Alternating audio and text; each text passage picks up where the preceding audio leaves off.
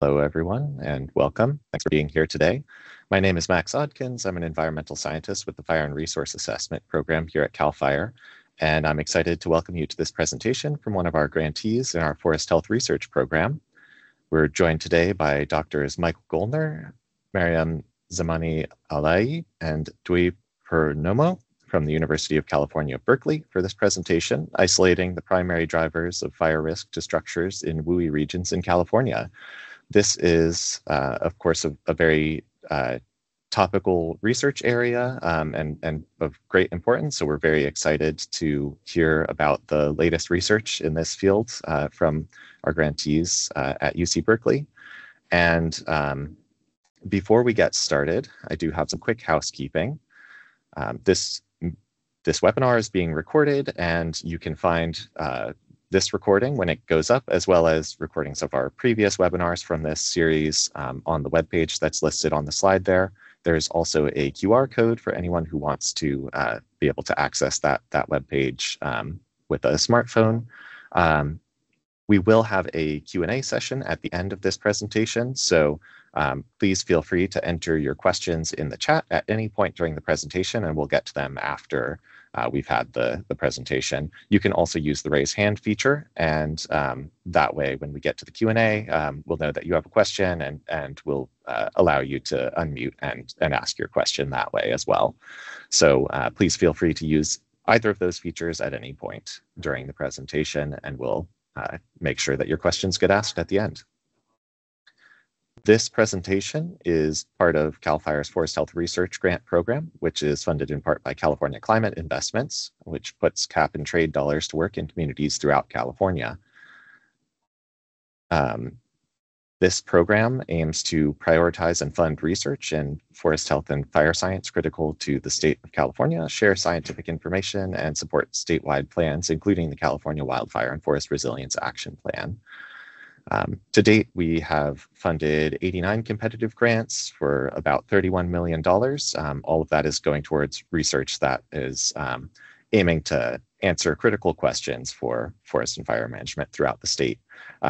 We are currently in the process of reviewing our current round of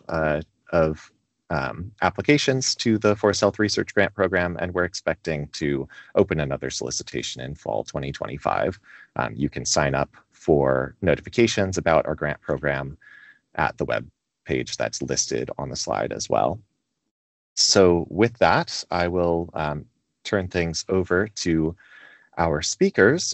We have with us Michael Gollner, who is an associate professor and Deb faculty fellow in the Department of Mechanical Engineering at the University of California, Berkeley, where he directs the Berkeley Fire Research Lab.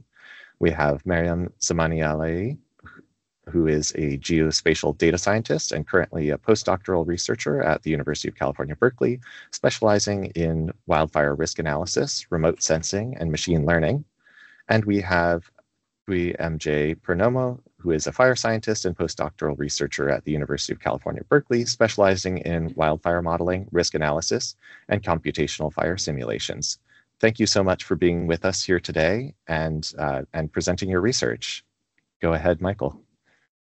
All right, thank you everyone for being here, and thank you very much to CAL FIRE for the support of this work. So the work today, primarily what Maryam is presenting was supported by CAL FIRE, and we have an analysis using CAL FIRE data, the DINS data set that's been out there, and I think providing some really important information about structures burned. I also have to acknowledge NSF that funded some of our early work moving in this direction, and the Gordon and Betty Moore Foundation that was the primary funder for some of the model presented at the end. Next slide. So today we're talking about wildland-urban interface fires, and a particular interest is wildland-urban interface fires where they're impacting whole communities. I think we're well aware of the issues. There's been a long history, as you can see on the right, in California particularly, but also across the US. But after what happened in Los Angeles just recently in the Palisades and the Eden Fire, we're really reminded about we're not just dealing with wildland fires, we're dealing with wildland fires that move into an urban setting and move within developed structures, also includes wildland and vegetation within people's defensible space, and unfortunately results in these large conflagrations, burning through communities, harming people, whether that's from the smoke, from actually being caught in the fire, and all the other long after effects of fire damage. Next slide. So in terms of trying to prevent the next disaster, optimize the right way to make changes, figuring out how effective the things that we are doing, we have to actually understand how to model wildland-urban interface fires. And it is really a huge challenge. We start to take this sort of homogeneous look in wildland fire, where we can assume, if we break the world into 30-meter cells like we do with land fire, we can assume that there's some distribution going on. But when we move into an urban setting, we deal with structures. There are cars between structures, and there's a lot of fine-scale details that make huge differences. For instance, does an ember penetrate into a vent? Does this happen? And so this is a challenge. And today we're going to address that challenge and kind of take two approaches. We're going to kind of take a data-driven approach, and at the end, talk about a new sort of physical modeling approach that we've done and open sourced out. And as you can see, this is a picture from the Tubbs fire. And you can see essentially where the Tubbs fire stopped and didn't cross the road. And of course, there was a lot of structure to structure spread. But when does it cross? When does it not? What is the probabilities? These are a lot of questions we're trying to answer and get at here. Next slide. So to answer and look at those questions, we have to understand why those fires are spreading in the wildland-urban interface. And I'm going to make it incredibly short so that we can get to the technical details. But radiation was long thought to be responsible for all wildfire spread as well as ignition of structures. But we find it's not the key determinant. Embers or firebrands lofting small particles that get into communities that ignite spot fires or directly ignite structures tend to be the dominating factor. However, radiation is still incredibly important when we talk about structure to structure spread. If structures are close enough or if objects are close enough, you can have enough radiant heat transfer between them. And that's often correlated with the fire intensity or size of the fire. But a lot of things that happen in the wildland-urban interface aren't necessarily a giant spreading continuous flame that we think of in the wildland and in a vegetation fire. Instead, we get a lot of direct flame contact. A sort of sloppy example you can see below, this used to be animated, but we're trying to be very safe here, is where you see a fire spreading through grass and then up a fence to the siding. Right? Wood fences, we know, are a potential risk where fires can propagate along, whether through mulch or just on the wood fence itself up to a structure. And those, quote, connective fuels bring small flames close enough to cause damage.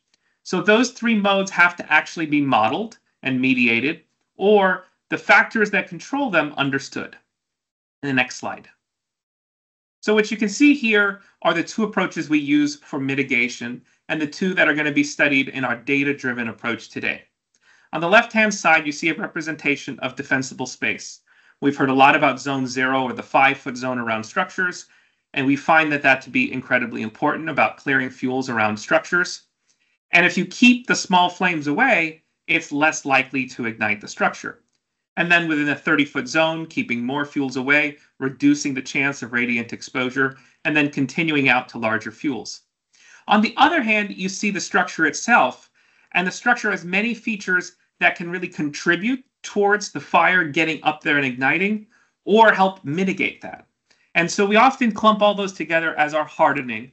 And hardening essentially encompasses trying to prevent small flames from igniting the structure, whether that's through siding, removing fences, and things like that, as well as roofs, vents, dormers, trying to use all of them so that they also prevent ember intrusion and ignition. Because no matter what you do in defensible space, embers can still enter. And so there's a lot of features like windows, the presence of mulch or things within our defensible space, the roofing, the siding, that are collected in data. And we're going to use these as data points as we start to analyze and look at potentials for structures to burn. Next slide. And so I just want to hit, before we jump into the meat of the presentation, the current methodology for wildland fire modeling. And as an example, we've mostly been using the Elm fire model. It's an Eulerian level set method for fire spread. And essentially what we've done here is model the campfire, but using the current available data where the whole community of Paradise is unburnable because it's a structure. But of course, we know in the fire that fire spread through the community and that those are not non-burnable cells. And so our inputs of vegetation, weather, and topography are not really truly realistic because the structures are actually burning. And right now, there's a limitation because structure-to-structure spread is not included. And so today, we're going to break the talk into two portions. First, we'll actually use this approach with a small modification to do a simplistic model and use the outputs of that to take a data-driven analysis of the data that we have to understand what is it about structures that allow them to burn or make more likely to burn. Second, we're going to conclude, WUI is going to talk about our new model that's more physically based for urban fire spread. And we'll talk about how we've augmented this to actually add a more physical structure-to-structure spread. So there's a much more simple model used first, and then be on the lookout at the end. We'll talk about our new WUI model and how that starts to bridge some of the gaps. So Maryam, please take it away with the data analysis. Thank you. So in this part, I will explain about our data-driven approach for assessing WUI risk to structures. So what is becoming increasingly clear is that we must focus on proactive measure, particularly in the form of mitigation, to prevent catastrophic damage. Mitigation efforts should not be reactive, implemented only after a fire starts. Instead, we must act before the fire threatens our communities. Today, we have a good understanding of what features contribute to risk and measures to reduce risk. For instance, installing vents over screens, adding defensible space, and clearing zone 0. The challenge we are facing is the lack of quantitative data to understand the effect of any mitigation measure or how one measure interacts with another. We need this data to motivate huge expenses needed to mitigate losses. Some previous analyses have looked at this data, but they have drawbacks. Mostly, they use linear correlations which don't account for coupled effects or interrelationships. For instance, individual home hardening without considering separation distance between structures cannot be effective in terms of risk reduction. And also, past damage data did not include the influence of fire exposure. It's crucial to incorporate these factors as the structures can undergo varying levels of flame and ember exposure, which significantly impact their vulnerability. In this study, we are created a WUI datasets to use for analysis and for model validation purposes. We try to quantify the significance and contribution of WUI features on a structural loss by using the advanced methods and machine learning techniques. So we considered 5 past large, highly destructive fires in California, including 2017 Tubbs and Thomas fires, 2018 Camp Fire, 2019 Kincaid Fire, and 2020 Glass Fire. And you can see some of the information on acres burns as well as the number of destroyed structures for each one based on the Cal Fire reports. And our study timelines spans from 2017 to 2022. We utilized damage inspection or dense data for 5 past fires in our database that we call it WUI data. The dense data for 5 past fires along with their related fire perimeters are showing in this slide. To understand WUI destruction, we had to combine and process several geospatial data sets. We mainly use damage inspection or dense data from Cal Fire that has several features, such as structure characteristics like roof constructions and exterior sidings, window panes, windscreen eaves, as well as the year built the year that structure constructed in the parcel. To fill out some of this missing data, we utilized a combination of publicly available data sets. To add defensible space, or here we are representing as a vegetation separation distance, we utilize an airborne LiDAR data that has 1 meter resolution raster for vegetation intensity in it. To calculate a structure separation distance, we use the Microsoft Structure Footprints as well as some GIS tools and some Python scripts that we developed for calculations of these distances. Exposure metrics, including flame lengths and amber, generated through fire reconstruction in the WUI fire spread model. And some of these undamaged structures that were missing from the dense data were added through some of these data sets, including Microsoft Structure Footprint, OpenStreetMap, and imagery. And for validation data, we used a combination of ground truth and remotely sensed data such as DINs, active fire detections from models and virs, and some fire lines and fire perimeters from GOES. After including the undamaged structures, the dataset expanded to a total of 47,000 structures and around 46,000 unique data points. The dense data includes various damage levels, such as destroyed, partially damaged that has 3 levels of affected, minor, and major, and not damaged. For the purpose of our analysis, we simplified the damage classification into 2 categories, survived and destroyed, as the number of partially damaged structures was minimal compared to the other categories. This approach helps ensure a more balanced representation of the data. To assess and incorporate defensible space data, we utilized buffers between structures and their surrounding areas. These buffers were designed to represent 3 distinct zones, each with varying levels of proximity to the structures. Zone 0 encompasses the first 5 feet from the structure, representing the immediate vicinity where the most critical fire prevention measures are applied.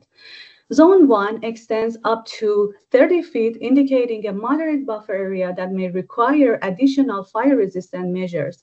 And Zone 2 covers up to 100 feet, marking a broader area that plays an important role in overall fire risk management and mitigation strategies. So this zoning system enables a more nuanced understanding of how defensible space impacts fire resilience at different distances from the structure. Here, you are seeing the visualization of the structure footprints and the LiDAR vegetation intensity. In areas where LiDAR data was available, we developed a script to calculate the separation distance between a structure and vegetation. By leveraging LiDAR data, we were able to obtain more precise and accurate measurement of these distances, enhancing the reliability of our findings.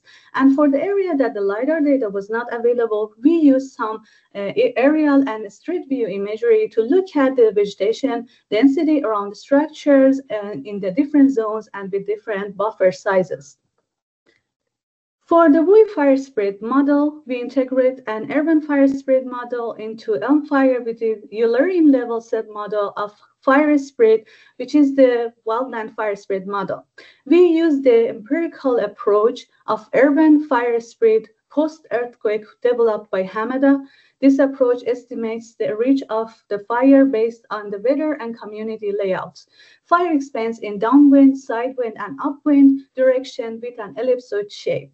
The fire reach in these 3 directions that formulated here are functions of wind speed and house size and separation distance, and the propagation time at the corresponding direction. For more details insight into this approach and the model, please refer to the papers linked in this slide. For the fire reconstruction, one of the fire in our database is the Kincaid fire that happened in October 2019 in Sonoma County. Around 500 structures were either destroyed or damaged during this fire. To reconstruct this fire, we needed to adjust certain inputs, including the fuel types, roads, and wind direction during this incident. The final observed fire perimeters, as reported by the National Interagency Fire Center, is presented here with the damage losses from the dense data overlaid on this perimeter for further analysis. The outputs of the WUI fire spread model that we utilize in this study include fire intensity represented by flame length in feet and amber cast, which refers to the cumulative number of embers that reach to the structures. These outputs are important and essential for understanding the extent of fire exposure to structures and assessing their vulnerability during the fire events. And another example of the fire in our database, as I previously mentioned, is the campfire, which is one of the most destructive WUI fires with more than 18,000 destroyed structures. And the image here captured by Landsat 8 on the same day as fire happened, and the dense data for the campfire provides higher quality and more comprehensive values, offering valuable insights into the extent of the damage and aiding in the analysis of fire and impact on structures. For our analysis and to assess the significance of WUI features, we applied several machine learning techniques that also consider the interactions between features for nonlinear relationships. We used a logistic regression model as a benchmark, and for comparison, we implemented random forest and gradient boosting, or XGBoost, which is extreme gradient boosting, as well as CAT-boost. This approach allowed us to assess the predictive performance of each model and identify the best performing model based on the data. And for effective model performance, it's crucial to first clean and pre-process the data to avoid biases and to enhance overall performance and accuracy of the model. This process involved addressing and filling out missing values through the imputations, which we apply different imputation methods based on each feature. Additionally, we standardize the numerical variables to ensure consistency across the features. And also, we applied encoding techniques to handle the categorical variables, which enabling the models to process them effectively. After fitting for models, the results indicate that the XGBoost performance outperforms the others across all datasets. And its ability to handle complex nonlinear relationships and interactions between features contributed to its superior performance, that making it most effective model for predicting outcomes in this case and this study. And in addition, we utilized SHAP, or Shapely Additive Explanation, which is a unified framework for interpreting and explaining machine learning models based on cooperative game theory. It assigns each feature an importance value for a particular prediction by computing the contribution of each feature to the prediction and averaging over all possible combinations of features. This approach ensures consistency and local accuracy, providing insight into how different features influence model predictions. So basically, SHAP values can explain individual predictions and provide an understanding of the model's behavior, making it a valuable tool for model interpretability in research. The SHAP value results show the contributions of various features in the WUI data, displaying the stacked data from 5 past fires. Corresponding magnitudes here shows the strength of the contributions. The top 3 most important features identified are structure separation distance, exterior siding, and year built. Following this, exposure metrics such as flame intensity and ember loads also play a significant role. So our findings emphasize that structure separation, along with some building characteristics, as well as exposure to flames and embers, are critical factors influencing the likelihood of structure loss. We also examined the feature contributions in individual fires to analyze and demonstrate the behavior based on their specific locations and conditions. The results of SHAP values for 2017 Tubbs and Thomas fires, with highlighted 3 most important features, as well as the corresponding magnitude and SHAP values, are showing here.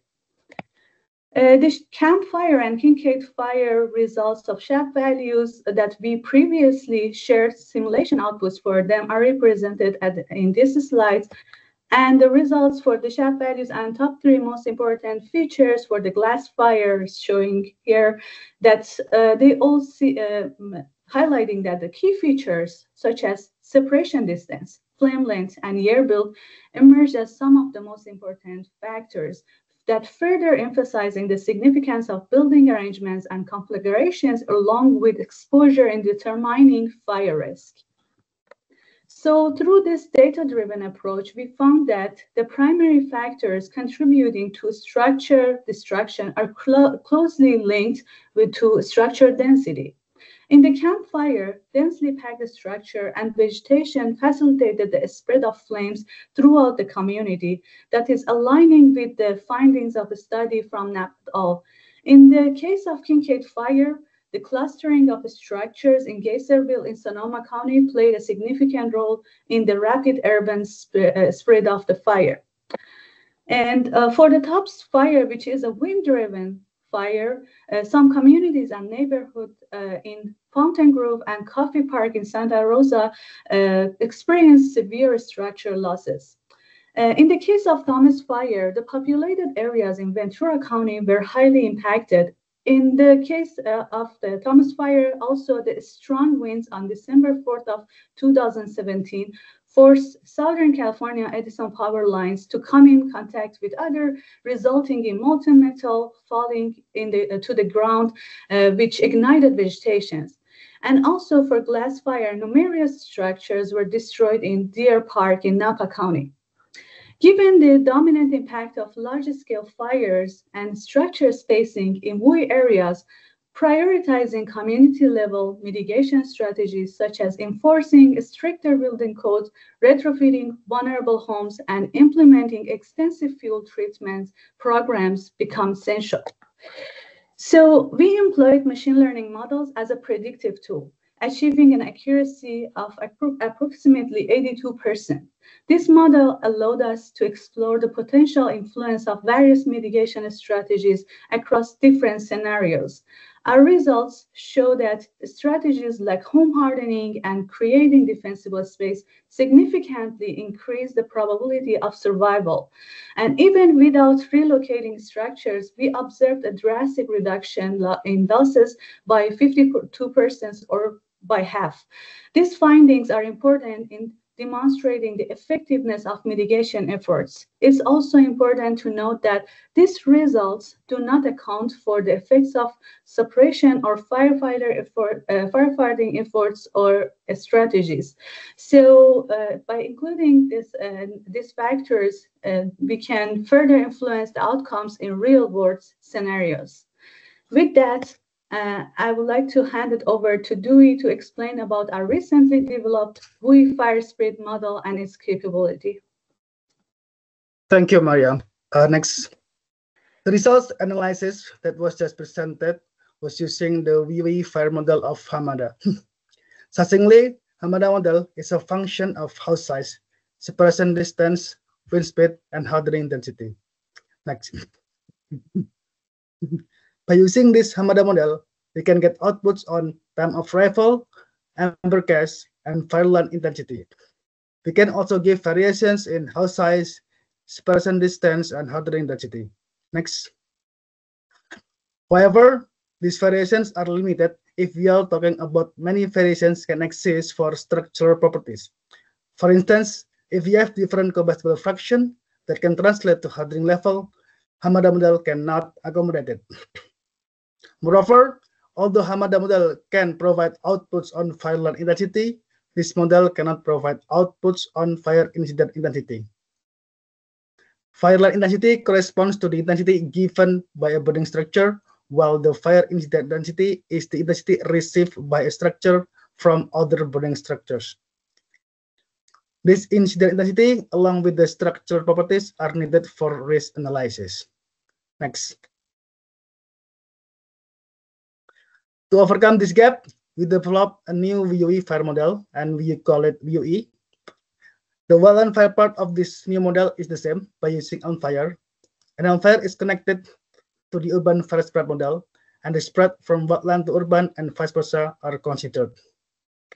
WUI considers 3 fire spread modes: direct flame contact, radiation, and firebrand. Next. This figure illustrates the 3 fire spread modes that are considered in the model. The ellipses here represent the reach of radiation and direct flame contact heat transfer. While for embers, the black line represents the PDF, or probability density function, of the landing position of embers both in downwind and sidewind directions. Next. For direct flame contact, the heat received depends on the heat release rate, contact area ratio, and a coefficient. For radiation, the heat flux follows a point source ignition, which is also adjusted by a coefficient. By using these coefficients of direct flame contact and radiation, more variations on structural properties can be accommodated. Moreover, the use of heat transfer mechanism instead of empirical approach like the one in Hamada model enable the derivation of fire incident intensity, where the intensity received by a certain structure can be estimated. Next. For embers, the PDF for downwind direction is log-thermal, and the PDF for the sidewind direction is normal. The mean value for the log-thermal PDF is a function of wind and fire line intensity. Next.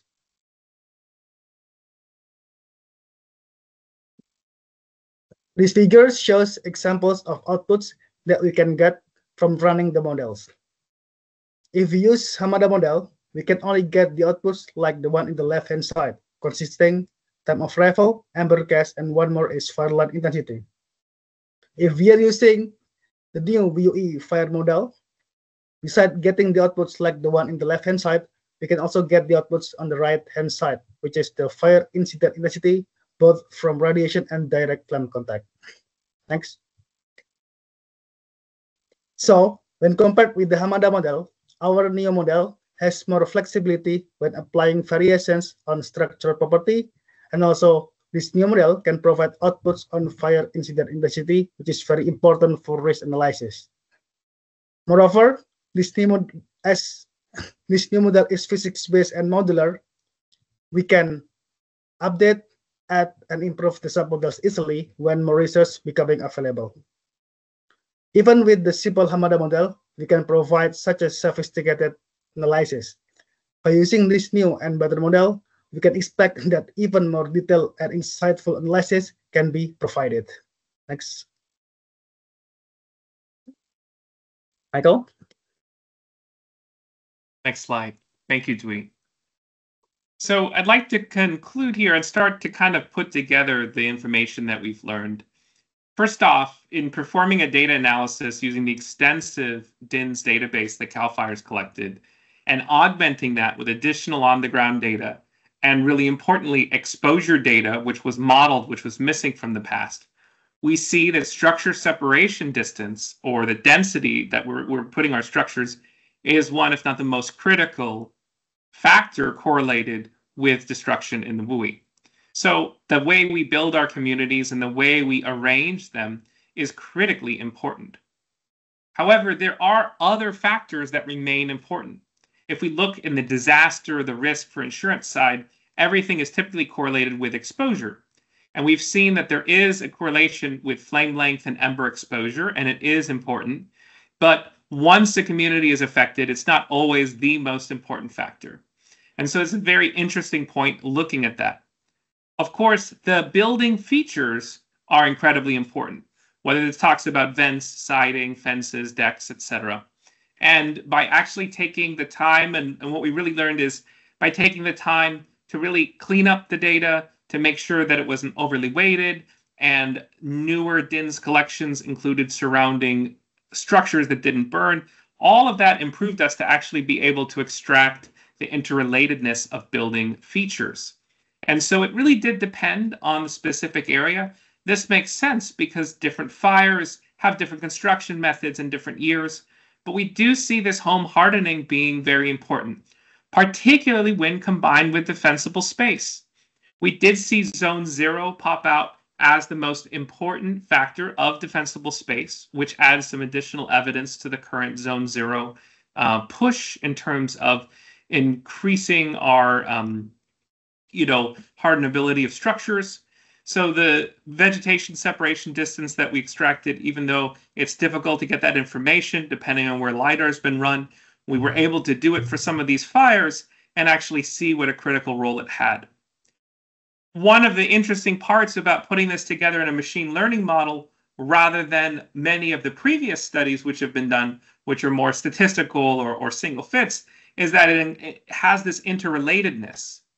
And by doing this interrelatedness, we could extract those functions and see that we can still achieve significant reduction, at least half reduction in the number of structures burned, by just improving the building features and the defensible space, which is good news and gives us good reason to continue pushing for that. This data-driven approach, of course, doesn't include everything. It doesn't talk about how the fires may stop if it doesn't propagate inwards, but it gives a good bridge and could even be used as something such as a response function with current wildland modeling. The impact of mitigation, I think, is really key here, and that we're actually starting to see numbers, and you can even probe the model and fit it to additional fires to understand the impact of different mitigation features on a larger data set. Finally, I think the next stage and where we're moving is this wildland-urban extension to elm fire. So using a wildland fire model that includes structures is critically important. It's nice to be able to have a predictive machine learning model, but we would actually like to see the physical behavior of fires moving through structures. Where do changes make the most difference? How does the fire actually progress? What changes could be done so that we could change it? How do we recreate a fire and see what happened? That really requires a physically based approach, and that's what's been accomplished, at least in this first stage. Furthermore, I think we're really excited that the WUI model is online. It's part of the Elm Fire model, which was developed by Chris Lautenberger of Cloudfire. So Elm Fire is downloadable. You can use it now. It is a Fortran program, and we're trying to make it more usable and have more guides that will be out in the coming months.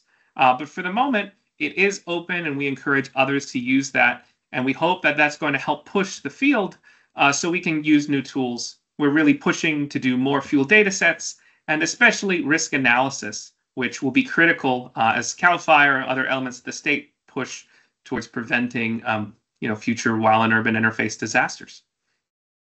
Next slide. So I just a final thank you to CAL FIRE and the Forest Health Program for supporting this work.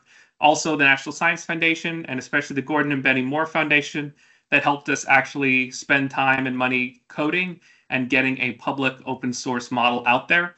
And many thanks to CAL FIRE, who we've worked with for many years on the DINS data, I think through 3 chiefs at FREP, and for actually finally getting all this work out. So thank you very much. We look forward to your questions. Fantastic. Thank you all so much for sharing your research with us today.